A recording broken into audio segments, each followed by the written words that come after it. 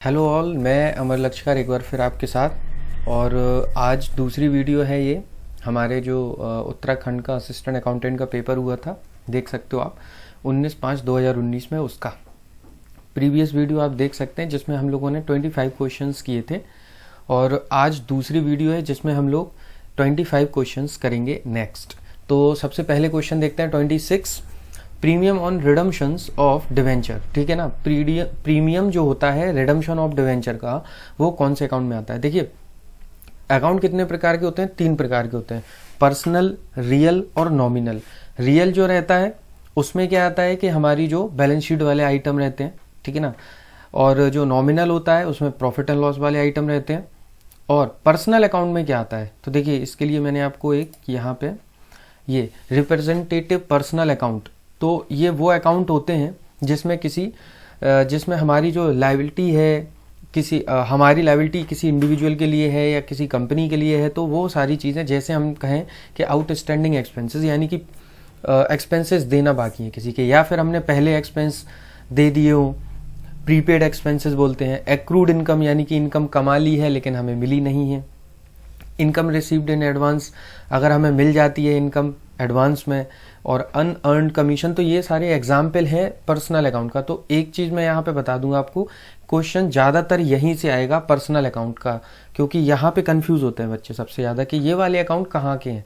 तो ये account personal account के हैं, बाकी रियल और नॉमिनल में इतनी दिक्कत नहीं आती है। तो इसका जो आंसर होगा वो होगा A, personal account. Premium on redemption of debenture is our liability. ठीक है, नेक्स्ट क्वेश्चन देखते हैं 27, on the insolvency of a partner. देखिए, इंसॉल्वेंसी का मतलब हो जाता है दिवालिया हो जाना। तो अगर ये पार्टनरशिप का क्वेश्चन है बाय द वे, पार्टनरशिप में अगर एक पर्सन दिवालिया हो जाता है, यानी कि एक पार्टनर दिवालिया हो जाता है, तो the deficiency of his capital, deficiency का मतलब वो पैसे जो उसको लायबिलिटी के रूप में उसे देने थे, यानी कि अगर 3 लोग हैं सपोज करो, और तीनों को 10-10 हजार रुपए पे करने हैं, लेकिन अब जिसमें से एक व्यक्ति दिवालिया हो गया तो वो 10,000 उसे देने थे, वो नहीं देगा, तो कौन देगा? तो जो हमारे बचे हुए पार्टनर हैं वो देंगे, और उन पार्टनर्स को हम लोग बोलते हैं सॉल्वेंट पार्टनर। तो देखिए यहाँ लिखा है capital account, his capital account borne by solvent partner according to the decision of Garner versus Murray. तो वो ये पूछ रहे हैं कि किस रेशियो में उसका जो लॉस था, किस रेशियो में देंगे। तो इसका आंसर होगा सी, इन कैपिटल रेशियो। गार्नर मरे में भी यही रूल है, बन गया था कि जो कैपिटल रेशियो है उस रेशियो में देंगे। 28, क्वेश्चन नंबर 28 देखते हैं। कैपिटल एक्सपेंडिचर प्रोवाइड्स, क्या करता है capital expenditure? Short term benefit, long term benefit, very short term benefit, या फिर नन ऑफ द अबव। इसका आंसर होगा लॉन्ग टर्म बेनिफिट। ठीक है ना, कैपिटल एक्सपेंडिचर होते हैं एक जो हमें लॉन्ग टर्म में बेनिफिट प्रोवाइड करवाते हैं। ठीक है ना। नाउ इसके बाद क्वेश्चन नंबर 29 देखते हैं। Company issued 10,000 shares out of 14,000 applied. ठीक है, mister x got 300 shares on pro ratio basis. तो ये क्या होता है ये समझ लेते हैं। देखिए, मिस्टर एक्स को मिले तो 300 है, लेकिन क्या मिस्टर एक्स ने 300 शेयर के लिए अप्लाई किया होगा? तो आंसर इज नो। कितने के लिए अप्लाई किया होगा वो यही क्वेश्चन है। तो इसको करने का एक तरीका होता है। देखो, टोटल अप्लाइड कितने के लिए हुआ? 14,000 के लिए, लेकिन कंपनी ने इशू कितने करे हैं? 10,000। इसका एक रेशियो बन जाता है ये 1.4/1 या 1:1, यानी कि कोई व्यक्ति अगर 14 के लिए अप्लाई करेगा तो उसको 10 शेयर मिलेंगे। ये चीज समझ में आ गई। और अगर 10 मिले हैं तो वो 10 किसके बराबर है? 300 शेयर के बराबर।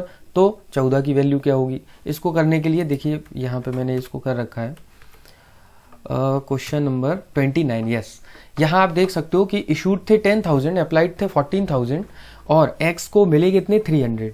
तो एक्स ने कितने के लिए अप्लाई किया होगा? 300 डिवाइडेड बाय 10,000। जो 300 है ना, ये 10,000 को रिप्रेजेंट करता है, इनटू हमें जो वैल्यू चाहिए वो चाहिए अप्लाइड। अप्लाइड कितने की है? 14,000 की। तो इसको सॉल्व करोगे तो आंसर आ जाएगा 420 शेयर्स। तो इसका आंसर हो जाएगा 420 शेयर्स, क्वेश्चन नंबर 29 का डी। क्वेश्चन नंबर 30 देखते हैं। इन्वेस्टिगेशन कब स्टार्ट होती है? बिगिंस व्हेन, कब स्टार्ट होगी? जब इन तीनों में से कोई एक चीज होगी। तो 30 का आंसर है ऑडिटिंग एंड्स होता क्या है, जब ऑडिटिंग हो जाती है उसके बाद इन्वेस्टिगेशन की जा सकती है, क्योंकि ऑडिटिंग में भी कई सारी हम लोगों को उसमें ऐसी बातें मिल जाती हैं जो इन्वेस्टिगेशन में नहीं मिलेंगी, या कह सकते हैं कि ऑडिटिंग भी ट्रू एंड फेयर व्यू को देखने के लिए किया जाता है। तो ऑडिट हो गया, उसके बाद हम इन्वेस्टिगेशन कर सकते हैं किसी कंपनी का। अकाउंटेंसी एंड्स और बुक कीपिंग एंड्स तो नहीं। क्वेश्चन नंबर 31 देखते हैं, बैलेंस ऑफ शेयर्स। अब देखो यहाँ पे क्या लिखा है, balance of shares for future account. For future क्या होता है, जब हमने जो अपने शेयर दे दिए थे, इशू कर दिए थे कंपनी ने, और उनको कंपनी फोरफीट कर लेती है, यानी कि वापस ले लेती है। अगर फोरफीट करती है तो उनको फोरफीट करने के बाद री इशू भी कर सकती है कंपनी। तो पहले फोरफीचर होता है, उसके बाद री इशू होता है। तो वो क्वेश्चन ये है कि जो बैलेंस है शेयर फोरफीचर अकाउंट में after reissue of forfeited shares is transferred to. तो जो री इशू करे थे हमने, उनको री इशू करने के बाद कुछ पैसा अगर हमारा बच जाता है शेयर फोरफीचर अकाउंट में, तो उस पैसे को कहाँ ट्रांसफर करना है।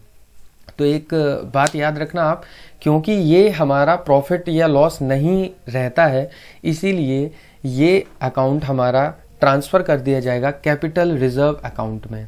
ठीक है, यानी कि इस प्रॉफिट को कैपिटलाइज कर दिया जाएगा। तो आंसर इज बी, 31 का बी। क्वेश्चन नंबर 32 देखते हैं, which method of cost accounting is used in hospitals. ठीक है, तो हॉस्पिटल में देखिए, हॉस्पिटल का मतलब सर्विसेज आप समझ लीजिए, यानी कि हर वो जगह जहाँ पे सर्विस होती है या सर्विस प्रोवाइड करते हैं, वहाँ पे जो कॉस्टिंग यूज होती है वो होती है ऑपरेटिंग कॉस्टिंग। यानी कि क्वेश्चन नंबर आंसर नंबर ए, इसको हम एक इसके माध्यम से भी समझ सकते हैं। देखिए, व्हाट इज ऑपरेटिंग कॉस्टिंग। तो operating costing is a method जो असर्टेन करता है प्रोवाइडिंग और ऑपरेटिंग अ सर्विस, समझ गए। और this method of costing is applied by those undertakings which provides services rather than goods production. तो आप एक बात याद रखना, अभी यहाँ पे हॉस्पिटल दिया गया है, हॉस्पिटल के अलावा कुछ भी दिया जा सकता है, तो वहां पे अगर सर्विस है तो operating costing. Question number 33, cash flow statement based on. Cash flow statement किस पे बेस रहता है, तो cash basis of accounting. Simple सी बात है, कैश फ्लो की बात करेंगे तो कैश बेसिस ऑफ अकाउंटिंग ही होगा। क्वेश्चन नंबर 33 का आंसर है बी। क्वेश्चन नंबर 34 देखते हैं, मिनिमम वेज इज गारंटीड इन। देखिए, कुछ स्कीम्स होती हैं जिसके तहत मिनिमम वेज के बारे में बात की जाती है। यहाँ पे फिलहाल आप इतना समझ लो कि जो आंसर है इसका वो है हेल्जी प्रीमियम स्कीम। इसमें कई सारे पॉइंट्स रहते हैं, एजम्पशंस रहती हैं, है ना, लेकिन इसका आंसर है मिनिमम वेज की जो गारंटी की गई है वो किस स्कीम में की गई है, तो वो है हेल्जी प्रीमियम स्कीम। क्वेश्चन नंबर 35 देखते हैं हम लोग, if opening capital is 60,000, drawing is 5,000, additional capital introduce जो की गई है ड्यूरिंग द ईयर वो 10,000 है, और क्लोजिंग कैपिटल 90,000 है, तो the value of profit earn during the period क्या होगा। देखिए, यहाँ पे ना बिल्कुल सिंपल सी बात है, ओपनिंग कैपिटल में हम लोग जो ड्राइंग्स होती है उसे माइनस करते हैं, अगर एडिशनल कैपिटल लाई जाती है तो उसे प्लस करते हैं, और इसका जो और इसमें एक चीज और ऐड करते हैं वो है प्रॉफिट एंड लॉस, और वही वो पूछ रहा है। तो प्रॉफिट एंड लॉस ऐड कर देंगे तो टोटल जो निकल के आएगा वो आएगा क्लोजिंग कैपिटल।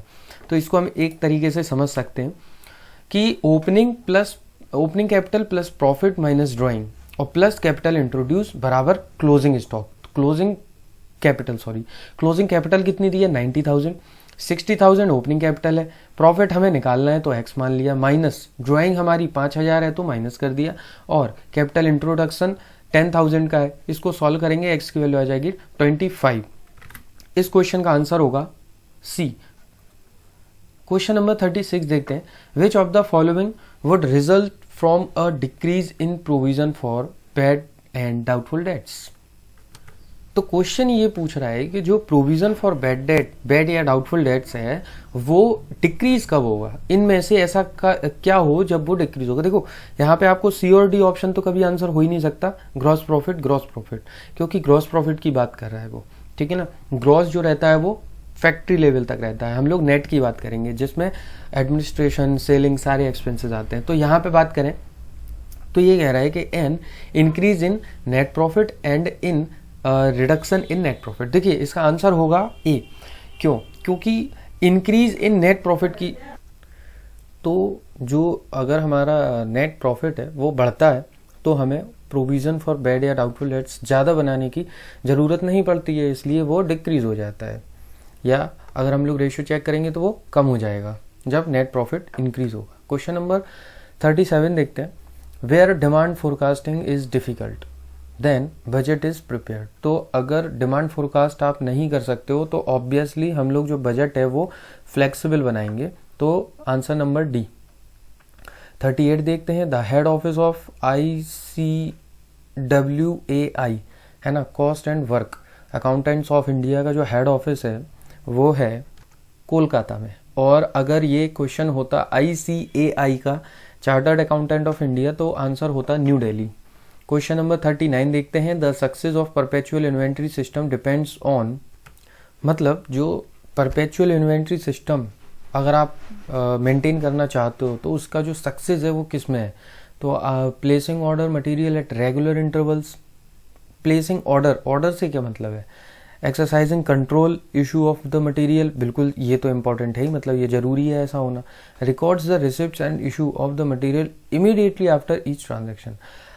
अगर आप एक ट्रांजैक्शन करते हो और उसको तुरंत रिकॉर्ड कर देते हो, रिसिप्ट और उसका इशू, ठीक है, और recording the receipt of material by store keeper in bin card, ठीक है, ये तो इम्पोर्टेंट। लेकिन ये जो सी है इसका आंसर होगा, क्यों, क्योंकि इसमें ये कह रहा है कि इमीडिएटली अगर हम रिकॉर्ड करते हैं तो ऑब्वियसली अगर इमीडिएटली रिकॉर्ड करेंगे तो कभी भी गलती होएगी ही नहीं, तो वो परपेचुअल इन्वेंट्री हो जाएगा। परपेचुअल मतलब जो कंटिन्यूअस वो चीज़ चलती रहे।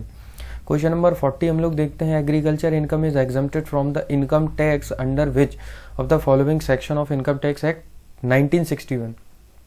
इसका आंसर है 10(1), यानी कि सेक्शन 10 सबसेक्शन 1 में एग्रीकल्चर इनकम को एग्जम्प्ट किया गया है, ठीक है। Valuation of closing stock is to be made on cost market cost price market, हाँ इसका क्वेश्चन का आंसर होगा सी, कॉस्ट प्राइस और market price whichever is less. अगर इन दोनों में से जो कम है हम उस पर ही वैल्यू करेंगे स्टॉक को। कुछ आपको इसका आंसर एक और बताना है कि इसमें एक एजम्पशन लगाते हैं हम लोग इस वाले में, तो वो कौन सी एजम्पशन है आप कमेंट कर दीजिए उसमें।